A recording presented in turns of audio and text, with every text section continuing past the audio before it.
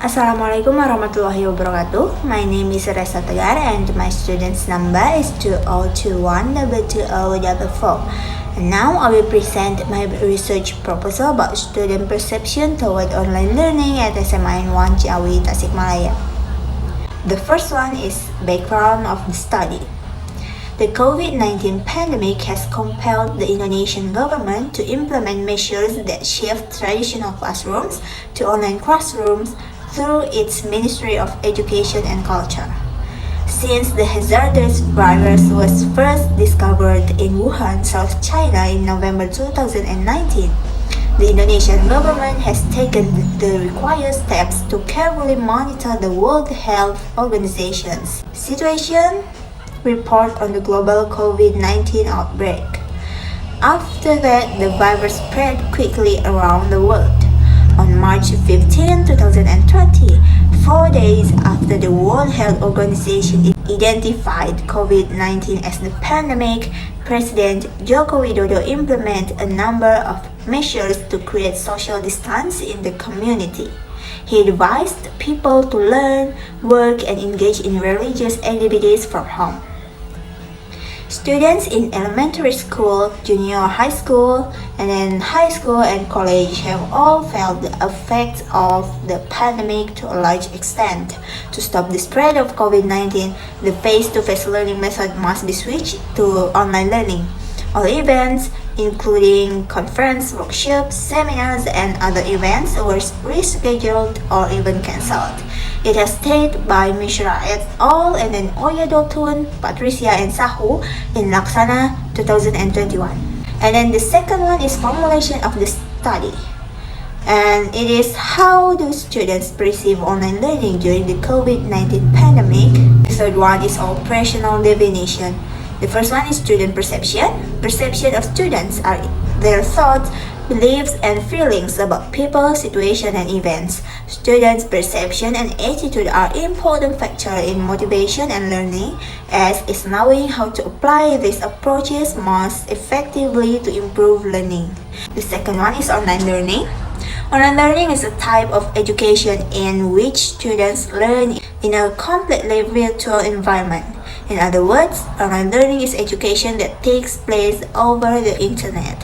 It is also known as e-learning. The next is the aim of the research. So this research has the purpose is to find out students' perception in the use of online learning, whether they can understand the learning material well or not in SMAN 1 Ciawi Tasikmalaya from grade 10 until 12, both science and social course. The next is significance of the research. So the researchers suggest that the results of this study can be an alternative for teachers to be able to find better teaching strategies, especially in online learning. The next is literature review. Before COVID-19, many educational institutions were implementing a switch from traditional classroom instruction to online instruction or a combination of traditional instruction and online learning. It has stated by Dawan and Rajab et al. In 2020. Online learning innovation based on modification to conventional pedagogy elicit the biggest discrepancies in students' perspectives, and it is in this context that individual variation become potential success factors. Fedinich, Bradley, and Bradley in 2015 looked into how graduate students felt about online education. The results show that interaction between students and the teacher have a significant influence on students' satisfaction. The next is research method. So the method used in this research is quantitative research.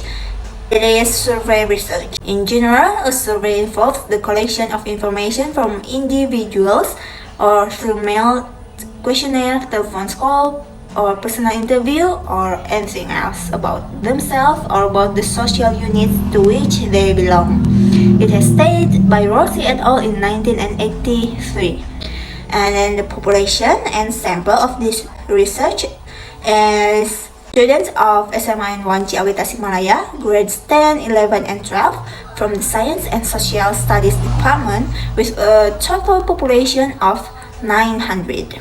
sample for this research was drawn from each grade, as many as 20 people, with 10 from science and 10 from social science, for a total sample of 90 students. The next is data collection. So the researcher collect data through filling out questionnaires by students who become samples.